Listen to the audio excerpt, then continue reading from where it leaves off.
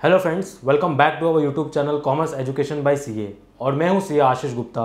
और आज के इस लेक्चर में हम क्लास 12 अकाउंट सब्जेक्ट में पार्टनरशिप फाइनल अकाउंट्स में हिडन एडजस्टमेंट्स के बारे में पढ़ने वाले हैं। तो चलिए शुरुआत करते हैं।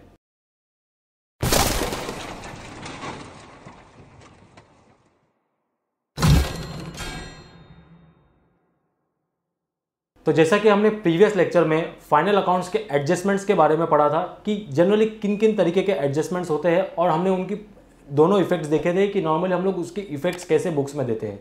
फिलहाल के लिए इस लेक्चर में हम लोग हिडन एडजस्टमेंट्स के बारे में पढ़ने वाले हैं। जैसा कि हमने प्रीवियस लेक्चर में देखा था कि जनरली एडजस्टमेंट दो टाइप के होते हैं। सबसे पहला होगा, एक तो होगा वो सारे एडजस्टमेंट्स जो आपको ऑलरेडी क्वेश्चन में दिए गए होंगे, जो बेसिकली आपके गिवन एडजस्टमेंट्स हो जाते हैं। दूसरे टाइप के एडजस्टमेंट्स होते हैं जो जनरली आपको क्वेश्चन में अलग से नहीं दिए गए होते हैं, जिसे हम लोग नॉर्मली हिडन एडजस्टमेंट भी बोलते हैं, जो आपको क्वेश्चन में नहीं दिया गया होगा बल्कि आपको ट्रायल बैलेंस में कहीं ना कहीं कोई लाइन आइटम के साथ में आपको सेपरेटली एज अ हिंट दे दिया जाता है। तो वो सारे आपके क्या होते हैं, वो सारे आपके हिडन एडजस्टमेंट है जो आपको सेपरेटली नहीं दिए जाते हैं ट्रायल बैलेंस के नीचे। तो इस लेक्चर में हम लोग बेसिकली हिडन एडजस्टमेंट्स के बारे में डिटेल में पढ़ने वाले हैं और समझेंगे कि कैसे हम लोग हिडन एडजस्टमेंट्स को बुक्स में इफेक्ट देते हैं। तो जैसा कि आप स्क्रीन पे देख सकते हो, हम अभी आ गए आपके टेक्स्ट बुक में। पेज नंबर 21 ये आपका महाराष्ट्र बोर्ड का टेक्स्ट बुक है क्लास 12 का अकाउंट्स का। इसमें यहाँ पे टेक्स्ट बुक में पेज नंबर 21 पे आपके सारे हिडन एडजस्टमेंट्स दिए गए हैं। यहाँ पे आप देख सकते हो टोटल आपके 7 हिडन एडजस्टमेंट्स दिए गए आपके टेक्स्ट बुक में, और जनरली इन्हीं 7 में से नॉर्मली आपके क्वेश्चन में हिडन एडजस्टमेंट्स आते हैं। इसके अलावा नॉर्मली तो आपको इसके अलावा और कोई हिडन एडजस्टमेंट्स देखने नहीं मिलेगा। तो ये 7 में से ही नॉर्मली आपको कहीं ना कहीं जो भी आपके हिडन एडजस्टमेंट्स क्वेश्चन में आएंगे वो इन 7 में से ही होंगे। तो चलिए एक एक करके हम लोग समझते हैं। नॉर्मली इन 7 एडजस्टमेंट्स को हम लोग समझेंगे और इन 7 एडजस्टमेंट्स को हम लोग एक छोटे एग्जाम्पल के थ्रू समझेंगे ताकि आपको इसे समझने में बहुत आसानी हो।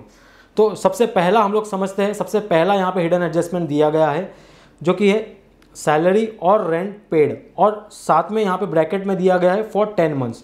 देखिए आपको एक चीज़ ध्यान देनी है हिडन एडजस्टमेंट में, जितने भी हिडन एडजस्टमेंट्स होते हैं नॉर्मली आपको जो ट्रायल बैलेंस क्वेश्चन में दिया गया होगा फाइनल अकाउंट्स में, उसमें आपको जो भी लाइन आइटम्स होंगे उसके बाजू में एक छोटा सा ब्रैकेट दिया गया होगा और उसमें कुछ आपको जनरली कुछ रिमार्क या कुछ नोट दिया गया होगा, और वही बेसिकली आपका हिडन एडजस्टमेंट होगा। जैसे कि मैं आपको एक सम में दिखा देता हूँ। यहाँ पे सबसे पहले सम में आपको दिखा देता हूँ नॉर्मली हिडन एडजस्टमेंट्स कैसे आते हैं। यहाँ पे आप देख सकते हो ये क्वेश्चन नंबर 1 आपके टेक्स्ट बुक में। यहाँ पे आप देख सकते हो यहाँ पे एक आइटम है एडवर्टाइजमेंट करके, यहाँ पे एक आइटम है और उसके बाजू में यहाँ पे आप देख सकते हो यहाँ पे एक ब्रैकेट में नोट लिखा गया है पेड फॉर 9 मंथ्स। तो ये क्या है, ये बेसिकली आपका हिडन एडजस्टमेंट है। ठीक है, तो हिडन एडजस्टमेंट में नॉर्मली जनरली पहला एक चीज़ आपको ध्यान रखना है हिडन एडजस्टमेंट में आइडेंटिफाई करने के लिए, आपको देखना है कि कहीं कोई ब्रैकेट में कोई नोट तो नहीं दिया, कोई रिमार्क तो नहीं दिया। जैसे यहाँ पे दिया गया है पेड फॉर 9 मंथ्स, तो ये क्या हो गया, एक हिडन एडजस्टमेंट हो गया। तो ये आपको आइडेंटिफाई करना है। जब भी आपको फाइनल अकाउंट का सम आएगा तो आपको सबसे पहले ये देखना है कि कहीं कोई ब्रैकेट में कोई नोट अलग से तो नहीं दिया है किसी भी आइटम के बाजू में। तो ये चीज़ आपको आइडेंटिफाई करनी है हिडन एडजस्टमेंट के लिए। तो अभी हम वापस आ जाते हैं एक बार हमारे लिस्ट पे। सबसे पहला यहाँ पे दिया गया है सैलरीज और रेंट पेड, और फिर यहाँ पे ब्रैकेट में दिया गया है फॉर 10 मंथ्स। तो इसे हम लोग एग्जाम्पल के थ्रू समझते हैं। तो यहाँ पे हम आ जाते हैं। जैसे यहाँ पे दिया गया है सैलरी और रेंट, कोई भी हो सकता है, इसमें सैलरी भी हो सकता है, रेंट भी हो सकता है। यहाँ पे आपको ट्रायल बैलेंस में क्या दिया है, सैलरी और रेंट पेड। अज्यूम कीजिए हम लोग यहाँ पे अमाउंट कंसिडर करते हैं 10,000, और यहाँ पे आपको ब्रैकेट में क्या दिया है, पेड फॉर 10 मंथ्स। इसका मतलब हमने 10 मंथ का सैलरी पे किया है, सैलरी या रेंट जो भी आप कंसिडर करो, मैं फिलहाल के लिए सैलरी ही बोल रहा हूँ। तो जैसा कि ये ट्रायल बैलेंस में आपको क्वेश्चन में दिया गया होगा, ठीक है, गिवन इन टीबी, और यहाँ पे 10,000 रुपये आपका 10 महीने का दिया गया है। तो जनरली यहाँ पे 10 महीने का हमने सैलरी पे कर दिया है 10,000 रुपये। ठीक है, तो अभी इसमें हिडन एडजस्टमेंट क्या हुआ, क्योंकि देखो यहाँ पे 10 महीने का ही सैलरी हमने पे किया है, जबकि हमको 2 महीने का अभी भी सैलरी हमारा पे करना बाकी है। सैलरी या रेंट अभी भी हमारा 2 महीने का पे करना बाकी है। इसका मतलब क्या हुआ, 2 महीने का हमारा salary, 2 months salary is still outstanding. ये क्या हो गया, हमारे लिए आउटस्टैंडिंग हो गया। मतलब अभी भी हमको इसको रिकॉर्ड करना बाकी है, जबकि हमने 10 महीने का सैलरी तो पे कर दिया, बट 2 महीने का अभी भी सैलरी हमने बुक्स में रिकॉर्ड नहीं किया, जो कि अभी भी आउटस्टैंडिंग है। ये 2 महीने के भी सैलरी को हमको बुक्स में रिकॉर्ड करना होगा, क्योंकि नॉर्मली आप सैलरी तो पूरे साल भर के लिए पे करोगे, जो भी सैलरी या रेंट पूरे साल भर के लिए पे करोगे, पूरे 12 महीने के लिए आप सैलरी पे करोगे। तो यहाँ पे अभी भी हमको 2 महीने का रिकॉर्ड करना बाकी है। तो अभी मुझे अगर 2 महीने का ये सैलरी पता करना है तो उसके लिए मेरे को क्या करना होगा, जैसे ये 10,000 रुपया दिया गया है यहाँ पे, 10,000 कितने महीने के लिए, 10 महीने के लिए। तो 10,000 डिवाइड बाय 10 करूँगा तो मुझे यहाँ पे अमाउंट आता है 1000। तो 1000 क्या होगा, ये मेरा पर मंथ सैलरी, या तो ये पर मंथ का मेरा सैलरी हो जाएगा, ये पर मंथ सैलरी हो जाएगा ये मेरा, ठीक है। तो मेरा पर मंथ का सैलरी कितना आ रहा है, 1000 रुपीज़। तो अगर मैं इसे 12 से मल्टीप्लाई करूंगा तो यहाँ पे कितना होता है मेरा 12000, जबकि हमने अभी तक बुक्स में कितना रिकॉर्ड किया है 10000। मतलब 1000 इंटू 2, मतलब ये 2000 रुपया अभी भी मुझे बुक्स में रिकॉर्ड करना बाकी है, जो मेरी आउटस्टैंडिंग सैलरी है। क्योंकि जनरली हम लोग क्या करते हैं, हम लोग अकाउंट्स में जो भी हमारा खर्चा होता है वो पूरे साल भर के लिए रिकॉर्ड करते हैं, पूरे 12 महीने के लिए रिकॉर्ड करते हैं। ऐसा नहीं कि आपने सिर्फ 10 महीने का ही पे किया तो आप 10 महीने का रिकॉर्ड करोगे। जो बाकी का 2 महीना जहाँ पे आप लायबल थे, जहाँ पे आपको पे करने की लायबिलिटी थी, वो भी आपको एज ए एक्सपेंस ट्रीट करना होगा और अपनी बुक्स में उसकी इफेक्ट देनी होगी। तो हम क्या करेंगे, ये 2 महीने की जो आउटस्टैंडिंग सैलरी है इसे हम अपने बुक्स में रिकॉर्ड करेंगे। तो जब हम इसे रिकॉर्ड करेंगे तो जनरली इसका क्या नॉर्मली हम लोग एंट्री पास करेंगे। सबसे पहला है कि ये 2 महीने का सैलरी आउटस्टैंडिंग है, पहला है तो ये सैलरी है। तो सैलरी क्या होगा, सैलरी आपका जाएगा प्रॉफिट एंड लॉस अकाउंट में। तो पहला इफेक्ट जाएगा प्रॉफिट एंड लॉस अकाउंट के डेबिट साइड में, क्योंकि ये हमारा एक्सपेंस है तो एक्सपेंस हमेशा डेबिट होता है। पहला इफेक्ट ये हो जाएगा। दूसरा इफेक्ट होगा, क्योंकि ये आउटस्टैंडिंग है, आपने साल के एंड में ये सैलरी पे नहीं किया है, मतलब आपकी ये लायबिलिटी है, तो दूसरा इफेक्ट आपका चला जाएगा ये लायबिलिटीज़ में, जो कि होगा आपका आउटस्टैंडिंग सैलरीज। दूसरा इफेक्ट होगा आपका लायबिलिटी में। तो ये जनरली 2 इफेक्ट होंगे। पहला होगा profit and loss account debit to outstanding salaries, जो कि आपका लायबिलिटी होता है। तो ये जनरली 2 इफेक्ट होंगे इस ट्रांजैक्शन के।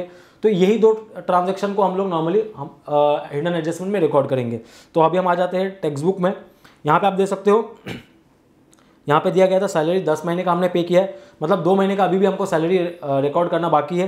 तो सबसे पहला तो इफेक्ट, जैसा कि मैंने बताया था, एडजस्टमेंट्स में 2 इफेक्ट होते हैं, एक होता है ट्रेडिंग प्रॉफिट एंड लॉस में जाता है, दूसरा बैलेंस शीट में जाता है। तो पहले हम लोग आ जाते हैं ट्रेडिंग प्रॉफिट एंड लॉस में।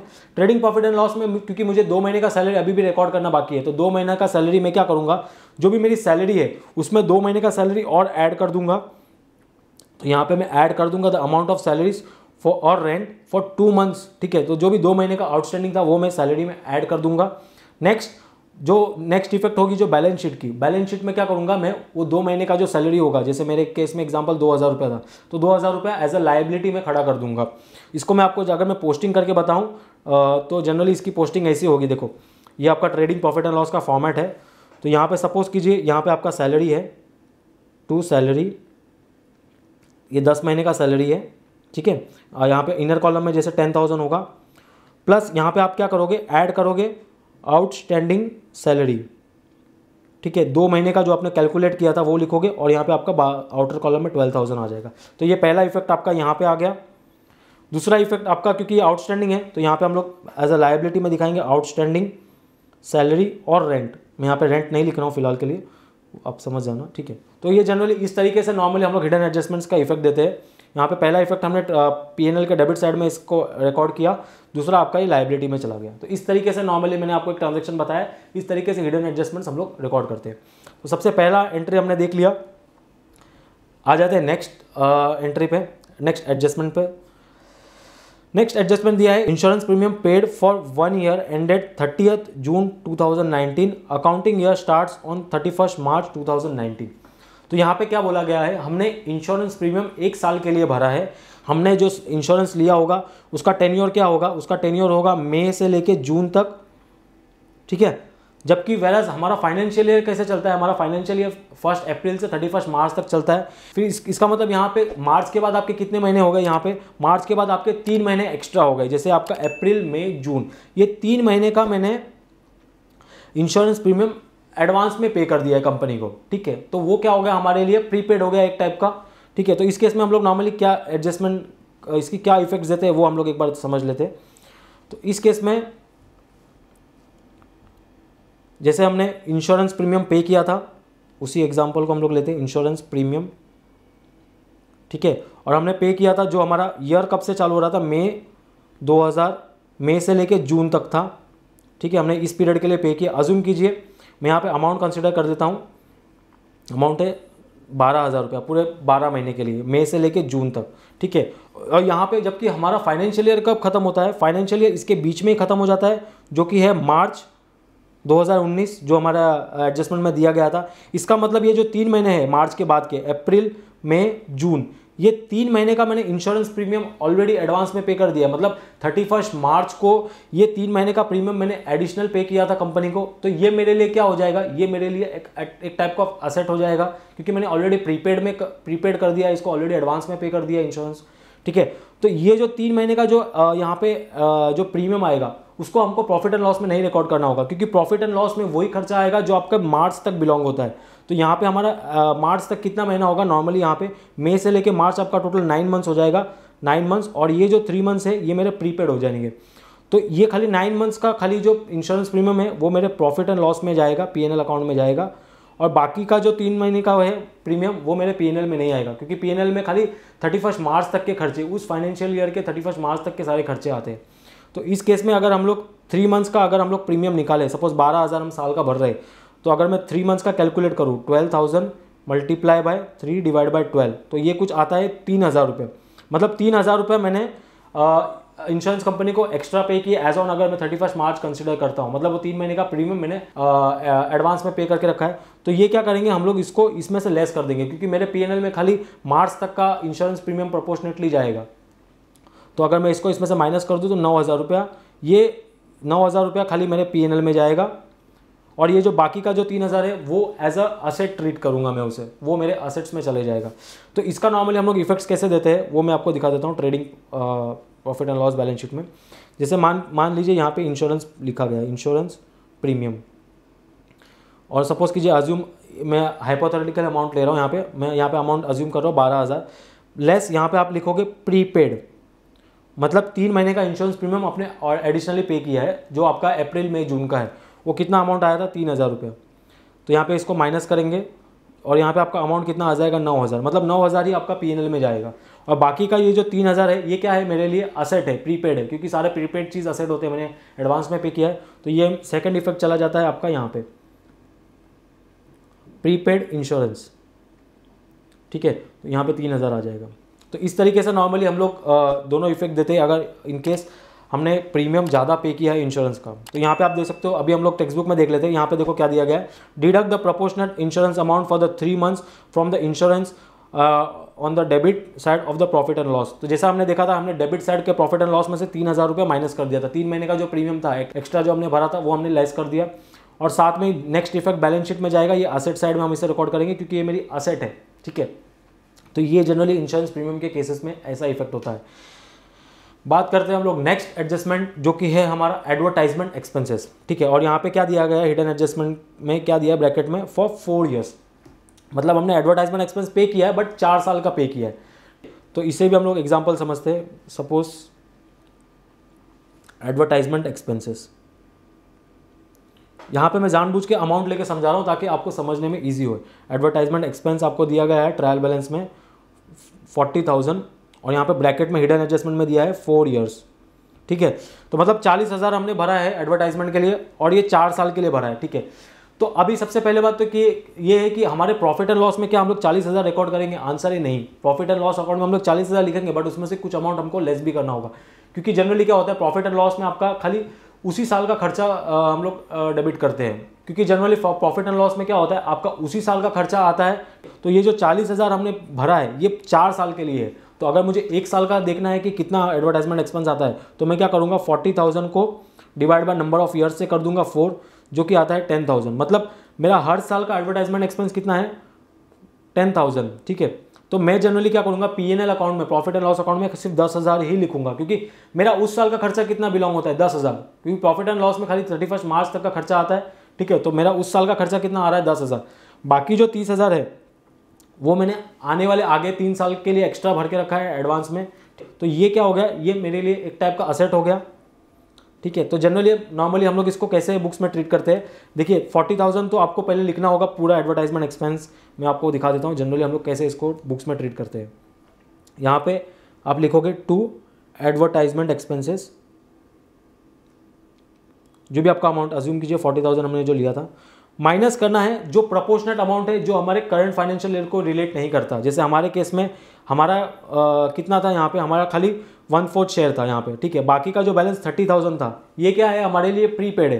तो यहाँ पे आप ये क्या करोगे, तो यहाँ पे आप ये जो एडवर्टाइजमेंट एक्सपेंस है इसमें से आपका जो बैलेंस है, अमाउंट है, जो 3/4 जो बैलेंस है वो क्या करोगे आप यहाँ पे से माइनस कर दोगे, और जो आपका P&L में चला जाएगा वो खाली एक ही साल का एक्सपेंस जाएगा, जो आपका 1/4 एक प्रोपोर्शनेट है वही जाएगा। तो यहाँ पे आपका अमाउंट आ जाता है 10,000, ठीक है। तो इस सेम आपके इंश्योरेंस प्रीमियम जैसे ही है, ठीक है। इस तरीके से नॉर्मली हम लोग एडवर्टाइजमेंट एक्सपेंस को कंसिडर करते हैं।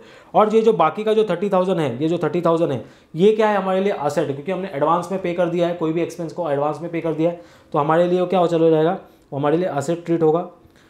प्रीपेड एडवर्टाइजमेंट एक्सपेंसेस यहाँ पे एसेट में चले जाएगा, और यहाँ पे आपका अमाउंट आ जाएगा 30,000। तो ये जनरली इस तरीके से दोनों इफेक्ट जाते हैं प्रीपेड इसके एडवर्टाइजमेंट के। तो ये हमने तीसरा एडजस्टमेंट भी देख लिया। बात करते हैं हमारे चौथे एडजस्टमेंट के बारे में। चौथा एडजस्टमेंट यहाँ पे क्या दिया गया है, रेंट रिसीव्ड फॉर 11 मंथ्स, यहाँ पे ब्रैकेट में दिया है फॉर 11 मंथ्स, ये हमारा हिडन एडजस्टमेंट है। तो अभी हम लोग समझते हैं कि हम लोग इसे कैसे ट्रीट करते हैं। देखिए यहाँ पे हम आ जाते हैं, जैसे यहाँ पे दिया गया है रेंट रिसीव्ड,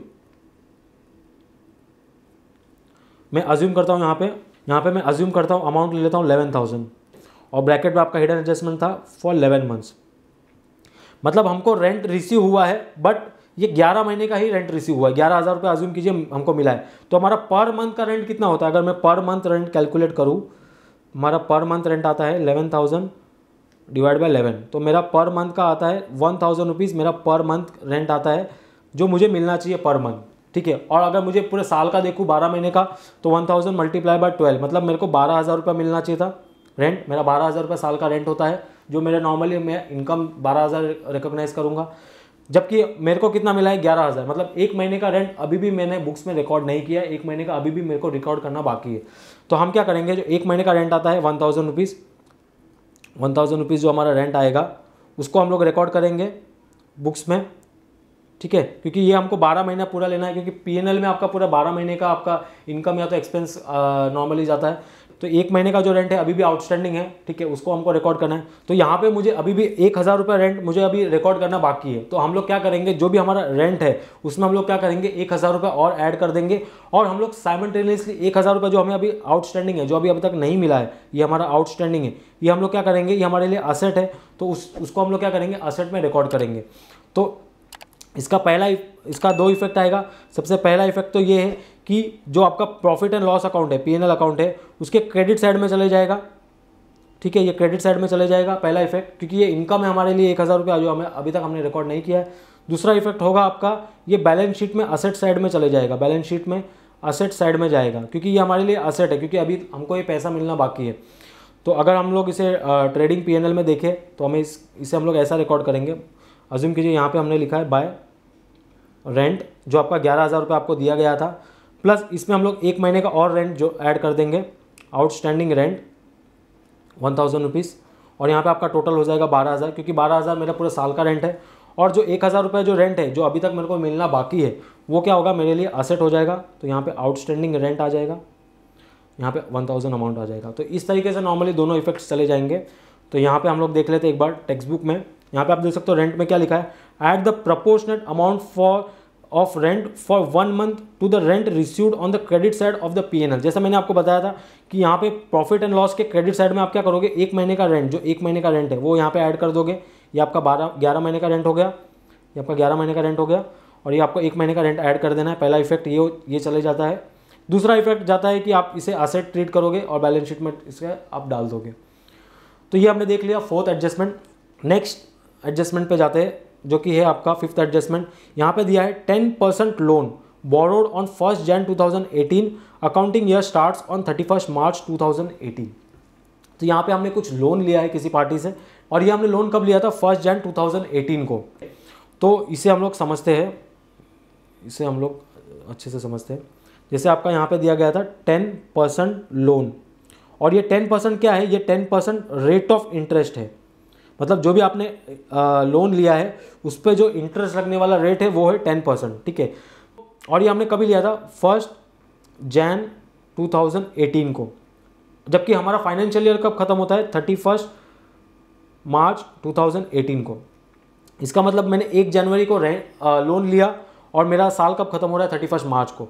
मतलब ये जो 3 महीने का जो पीरियड है, 3 मंथ्स का जो पीरियड है, इसके लिए मुझे क्या करना होगा, इंटरेस्ट पे करना होगा जिससे भी मैंने लोन लिया है। क्योंकि नॉर्मली जब भी हम लोग लोन लेते हैं तो हमको उस केस में हम लोग को क्या करना होता है, उस केस में जैसे ही पीरियड खत्म होता है हमको लोन पे करना होता है। जितने टाइम के लिए भी हमने लोन लिया है उतना आपको सामने वाले को एज ए इंटरेस्ट पे करना होता है। तो इस केस में 3 महीने का जो मैंने यहाँ पे मार्च तक जो मेरा 3 महीना है, ये 3 महीने का मुझे नॉर्मली इंटरेस्ट देना पड़ेगा जो भी लोन मैंने लिया था। अज्यूम कीजिए मैंने यहाँ पे सपोज 1 लाख का लोन लिया था, मैं अज्यूम कर रहा हूँ यहाँ पे मेरा लोन अमाउंट है 1 लाख। तो अगर 1 लाख का सपोज कीजिए यहाँ पे 10% है रेट ऑफ इंटरेस्ट इंटू 3/12, तो मेरा 3 महीने का इंटरेस्ट कितना आएगा, तो यहाँ पे मेरा 3 महीने का इंटरेस्ट आता है कुछ 2,500 रुपये के आसपास। तो यहाँ पे मेरा 3 मंथ्स का इंटरेस्ट कितना होता है 2,500 टू 2,500। मतलब ये जो 3 मंथ्स का मेरा इंटरेस्ट है ये मुझे बुक्स में रिकॉर्ड करना होगा। ठीक है, अगर मुझे इसे रिकॉर्ड करना है तो नॉर्मली मैं इसकी क्या जर्नल एंट्री पास करता हूँ, नॉर्मली क्या इफेक्ट देता हूँ। तो सबसे पहले बात कि इंटरेस्ट मुझे पे करना है, तो ये मेरे लिए एक्सपेंस है। तो उस केस में क्या करता हूँ मैं, इंटरेस्ट अकाउंट डेबिट करता हूँ जो प्रॉफिट एंड लॉस में जाता है। तो अगर मैं शॉर्ट में बोलूँ तो पहला इफेक्ट आपका जाएगा प्रॉफिट एंड लॉस अकाउंट के डेबिट साइड में, क्योंकि ये मेरा इंटरेस्ट है। इंटरेस्ट क्या है, इंटरेस्ट मेरा एक्सपेंस है, तो एक्सपेंस डेबिट में जाता है। क्रेडिट क्या होगा, क्रेडिट होगा ये आपका लोन अकाउंट को क्रेडिट हो जाएगा, क्योंकि लोन ये आपको इंटरेस्ट सामने वाले को पे करना है, तो ये लोन अमाउंट में वापस से जुड़ जाएगा, लोन अकाउंट में ऐड हो जाएगा। इसके लिए हम लोग क्या करते हैं, टू लोन अकाउंट। ठीक है, तो पहला इफेक्ट तो जाहिर सी बात है, पहला इफेक्ट पीएनएल में जाएगा, दूसरा इफेक्ट आपका जो लोन अमाउंट है उसमें आपको ऐड कर देना है। ठीक है, तो यहाँ पे अगर इसे हम लोग प्रॉफिट एंड लॉस में देखें तो सबसे पहला इफेक्ट यहाँ पे आपका चले जाएगा टू इंटरेस्ट। ठीक है, ये 3 महीने का जो भी इंटरेस्ट है 2,500, और यहाँ पे दूसरा इफेक्ट होगा जो भी बैलेंस शीट में जो भी आपका लोन होगा। सपोज यहाँ पे लोन है 1 लाख रुपये, तो 1 लाख रुपये में जो आपका इंटरेस्ट है 3 महीने का, 3 मंथ्स का इंटरेस्ट है वो यहाँ पे ऐड हो जाएगा, और आपका ये अमाउंट हो जाएगा 1,02,500। तो जनरली इस तरीके से नॉर्मली हमारा जो आउटस्टैंडिंग लोन है उसके हम लोग इंटरेस्ट को रिकॉर्ड करते हैं।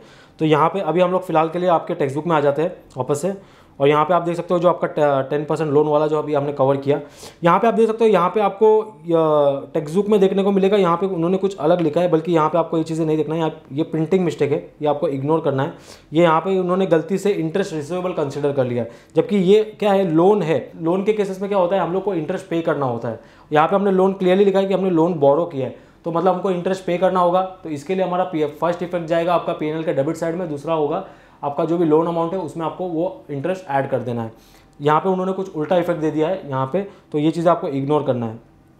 ठीक है, और फिर भी मैं अगर आपको चाहिए तो जनरली बता दूँ, पहला इफेक्ट तो आपको यहाँ पे पीएनएल के डेबिट साइड में जाएगा, पीएनएल के डेबिट साइड में जाएगा, और दूसरा यहाँ पे आपका जो भी लोन अमाउंट होगा उसमें आपको यहाँ पे ऐड कर देना होगा जो भी लायबिलिटीज़ में। ठीक है, फिर moving on to the next, आपका यहाँ पे छठवां एडजस्टमेंट है 16% investment purchase on 1 Jan 2019, accounting year ends on 31 March 2019। तो यहाँ पे क्या किया है, हमने कुछ इन्वेस्टमेंट किया है। ठीक है, और ये कब किया है, 1 Jan को हमने इन्वेस्टमेंट किया है। तो अभी इसे हम लोग समझते हैं कि कैसे हम लोग इसके इफेक्ट्स देते हैं। जैसे यहाँ पे दिया है 16% इन्वेस्टमेंट, ठीक है, जो हमने किया है, कभी किया है 1 Jan 2019 को किया है। ठीक है, और अज्यूम कीजिए मैं यहाँ पे एक अमाउंट कंसिडर कर लेता हूँ, 1 लाख रुपीज़ का हमने यहाँ पे इन्वेस्टमेंट किया है।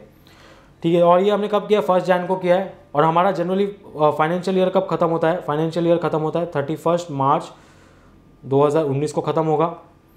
तो अगर ये जो 3 महीने का पीरियड है 1 Jan 2019 से 31 मार्च 2019, ये 3 मंथ्स के पीरियड में जो भी मैंने इन्वेस्टमेंट किया है उस पर मेरे को इंटरेस्ट मिलेगा। यहाँ पे आप देख सकते हो 16% जो रेट ऑफ इंटरेस्ट यहाँ पे दिया गया है। तो अगर मैं 3 मंथ्स का इंटरेस्ट कैलकुलेट करूँ तो वो जो कि आ जाता है हमारा 1 लाख इंटू 16% जो भी आपका रेट ऑफ इंटरेस्ट है यहाँ पे जो दिया गया है, इंटू 3/12। ठीक है, तो ये जो अमाउंट आपका यहाँ पे निकल के आ जाता है 4,000 का आपका कुछ अमाउंट यहाँ पे आ जाता है। तो ये जो आपका 4,000 का जो अमाउंट है ये आपका इंटरेस्ट यहाँ पे अक्रू हो गया है 31 मार्च को, जो आपको मिलना चाहिए था। तो ये जनरली क्या होगा, ये आपका हिडन एडजस्टमेंट है। तो ये जो भी 4,000 का जो भी यहाँ पे इंटरेस्ट है इसे हम लोग क्या करेंगे, इसे हम लोग बुक्स में रिकॉर्ड करेंगे। तो ये जो 4,000 का इंटरेस्ट है इसका सबसे पहला इफेक्ट कहाँ जाएगा, सबसे पहला इफेक्ट जाएगा पीएनएल के क्रेडिट साइड में, क्योंकि ये मेरा इनकम है। और दूसरा इफेक्ट ये चले जाएगा मेरा जो भी इन्वेस्टमेंट मैंने किया उसमें ये अमाउंट मैं ऐड कर दूंगा। तो अगर मैं इसकी जर्नल एंट्री बोलूँ तो जर्नल एंट्री नॉर्मली क्या आएगी, जर्नल एंट्री इसकी आएगी जो भी आपका इन्वेस्टमेंट अकाउंट है उसको आप यहाँ पे डेबिट करोगे, क्योंकि आपको इन्वेस्टमेंट को बढ़ाना है। Investment account debit 4000 to interest on investment, और ये चला जाएगा आपका कहाँ चलेगा, इंटरेस्ट ऑन इन्वेस्टमेंट 4000 का। ये जनरली आपका पीएनएल अकाउंट के क्रेडिट साइड में जाएगा, ठीक है। तो पहला इफेक्ट तो जाहिर सी बात है पीएनएल के क्रेडिट साइड में जाएगा, और दूसरा इफेक्ट आपका कहाँ जाएगा, असेट साइड में जो भी आपने इन्वेस्टमेंट किया है उसमें आपको यहाँ पे ऐड कर देना है ये अमाउंट। तो ये दो इफेक्ट्स नॉर्मली आपके इन्वेस्टमेंट के केस में आएंगे। अगर मैं आपको दिखा दूँ तो इसकी जनरली पोस्टिंग कैसे होगी, देखो यहाँ पे ये ट्रेडिंग पीएनएल के आपको क्रेडिट साइड में यहाँ पे आपको लिखना होगा बाय इंटरेस्ट ऑन इन्वेस्टमेंट, जो भी 3 मंथ्स का इंटरेस्ट है वो यहाँ पे आ जाएगा 4000, और दूसरा आ जाएगा यहाँ पे आपका जो भी सपोज आपने इन्वेस्टमेंट किया है 16% इन्वेस्टमेंट जो भी आपने किया है, ठीक है। यहाँ पे अमाउंट भी कंसिडर कर लेता हूँ 1 लाख रुपीज़। इसमें आप क्या करोगे, 3 मंथ्स का आप इंटरेस्ट ऐड कर दोगे जो कि है आपका 4000, 3 मंथ्स का आप यहाँ पे इंटरेस्ट ऐड कर दोगे, टोटल आपका यहाँ पे अमाउंट आ जाएगा 1,04,000। तो इस तरीके से नॉर्मली हम लोग जो भी इंटरेस्ट के इफेक्ट्स को नॉर्मली हम लोग बुक्स में देते हैं। फिर यहाँ पे आप टेक्स्ट बुक में देख सकते हो, यहाँ पे आप देख सकते हो पहला इफेक्ट दिया गया है, show the amount of interest receivable on investment for 3 months, जो था हमारा 1 जनवरी से 31 march on the credit side of profit and loss account. दूसरा इफेक्ट आपका जाएगा बैलेंस शीट में जो भी जो इंटरेस्ट है उसको आपको यहाँ पे उस इन्वेस्टमेंट के अमाउंट में ऐड कर देना है, जैसा हमने देखा था। उसी तरीके से लास्ट एडजस्टमेंट को भी हम लोग कंसिडर करते हैं। लास्ट एडजस्टमेंट यहाँ पे दिया है 10% गवर्नमेंट बॉन्ड्स। तो ये क्या हो गया, सेम आपके इन्वेस्टमेंट जैसे ही होता है, जैसे आपने गवर्नमेंट बॉन्ड्स में कुछ पैसा लगा दिया, उस केस में आपको 10% जो भी आपने गवर्नमेंट बॉन्ड में लगाया उस पर आपको 10% हर साल आपको इंटरेस्ट मिलेगा। तो सिमिलरली अगर मैं उसी एग्जांपल को कंसिडर करूँ जो मैंने अभी इन्वेस्टमेंट के केसेस में कंसिडर किया, तो यहाँ पे आप उसी एग्जांपल को कंसिडर करूँ तो 16 के जगह पे हो जाएगा 10%। 16 के जगह पे अगर मैं कंसिडर करूँ तो 16 के जगह पे 10% कितना हो जाएगा, 1 लाख का, जो हो जाएगा 10,000। तो 10,000 मुझे पूरे साल भर में इंटरेस्ट मिलना था। लेकिन यहाँ पे इस केस में क्या हुआ है, इस केस में कुछ टेन्योर नहीं दिया गया। जैसे कि इस केस में दिया गया, यहाँ पे हमने 1 जनवरी को इन्वेस्टमेंट किया, बट यहाँ पे कुछ भी नहीं बोला गया। तो इस केस में हम क्या करेंगे, पूरे साल का हमारा जो भी इंटरेस्ट है वो रिकॉर्ड करेंगे। तो ये जो पूरे साल का 10,000 है जो भी हमने गवर्नमेंट बॉन्ड में लगाया है वो क्या करेंगे, उसको हम लोग रिकॉर्ड करेंगे, जिसमें पहला इफेक्ट आपका चला जाएगा पीएनएल के क्रेडिट साइड में, प्रॉफिट एंड लॉस के क्रेडिट साइड में, क्योंकि ये हमारा इनकम है, क्योंकि ये क्या है, इंटरेस्ट हमको मिलना है, तो ये क्या है, इनकम है हमारा। तो इनकम क्या होता है, प्रॉफिट एंड लॉस के क्रेडिट साइड में जाता है। दूसरा होगा ये आपका जो भी असेट है उसमें आपको ऐड कर देना है, जो भी आपका गवर्नमेंट बॉन्ड्स है उसमें आपको यहाँ पे प्लस कर देना है। तो ये 2 जनरली आपके इफेक्ट्स आएंगे। बात करूँ उसकी जर्नल एंट्री भी मैं आपको बता देता हूँ। जनरली जर्नल एंट्री क्या आएगी आपकी, जर्नल एंट्री आएगी आपकी जो भी आपका गवर्नमेंट बॉन्ड है उस पर आप क्या करोगे, उसको आप डेबिट करोगे, गवर्नमेंट बॉन्ड्स को डेबिट करोगे, जो भी आपका अमाउंट है, सपोज 10,000 है, और क्रेडिट क्या करोगे, to interest on government bonds, और ये आपका कहाँ जाता है, पीएनएल में चले जाता है। तो ये 10,000 ये हो गया आपका, ठीक है। तो जनरली इस तरीके से आपका जस्ट मैंने आपको अंडरस्टैंडिंग के लिए जर्नल एंट्री भी बता दी इसकी, ठीक है। तो सिंपल आपको याद रखना है, पहला इफेक्ट आपके क्रेडिट साइड में जाएगा क्योंकि आपको यहाँ पे इंटरेस्ट मिलने वाला है। दूसरा आपका असेट साइड में जो भी आपने इन्वेस्टमेंट किया उसमें आपको वो अमाउंट ऐड कर देना है। तो यहाँ पे हम आ जाते हैं फिर से आपके टेक्स्ट बुक में। यहाँ पे आप देख सकते हो, show the amount of interest receivable on the credit side of the profit and loss account. मैंने बताया था कि ये जो इंटरेस्ट है ये हमारे लिए इनकम है, इसके लिए प्रॉफिट एंड लॉस के क्रेडिट साइड में जाएगा। दूसरा इफेक्ट आएगा कि add the amount of interest receivable to the government bonds on the asset side of the balance sheet, ठीक है। तो जो भी आपका जो असेट है उसमें आपको उतना वैल्यू ऐड कर देना, क्योंकि वो आपके लिए असेट है, आपको पैसा वो उतना मिलने वाला है। तो ये 2 इफेक्ट्स हमने देख लिए गवर्नमेंट बॉन्ड्स की भी। तो इस तरीके से हमने सातों के सातों एडजस्टमेंट्स को कवर कर लिया, सातों के सातों हिडन एडजस्टमेंट्स देखिए कि क्या जनरली हम लोग इनके इफेक्ट्स देते हैं हिडन एडजस्टमेंट्स के। तो ये जो 7 एडजस्टमेंट है आपको सातों के सातों एडजस्टमेंट्स एक बार गो थ्रू कर लेना है डिटेल में, क्योंकि इसके अलावा और कोई हिडन एडजस्टमेंट्स नॉर्मली आपको क्वेश्चन में देखने को नहीं मिलेगा। इनमें से ही कोई ना कोई एडजस्टमेंट आएंगे। तो ये था बेसिकली हमारा आज का लेक्चर, जिसमें हमने बेसिकली हिडन एडजस्टमेंट्स के बारे में पढ़ा, डिटेल में पढ़ा कि कैसे हम लोग हिडन एडजस्टमेंट्स की पोस्टिंग करते हैं, अलॉन्ग विथ एग्जांपल्स लेके हमने समझा कि कैसे हम लोग इसकी इफेक्ट्स देते हैं। तो होप सो आपको हमारा वीडियो ज़रूर पसंद आया होगा। तो वीडियो को ज़रूर लाइक कीजिए और कमेंट करके बताइए कि आपको हमारा वीडियो कैसा लगा। और जी हाँ, आप अपने सभी फ्रेंड्स के साथ हमारे वीडियोज़ ज़रूर शेयर कीजिए। Thanks for watching.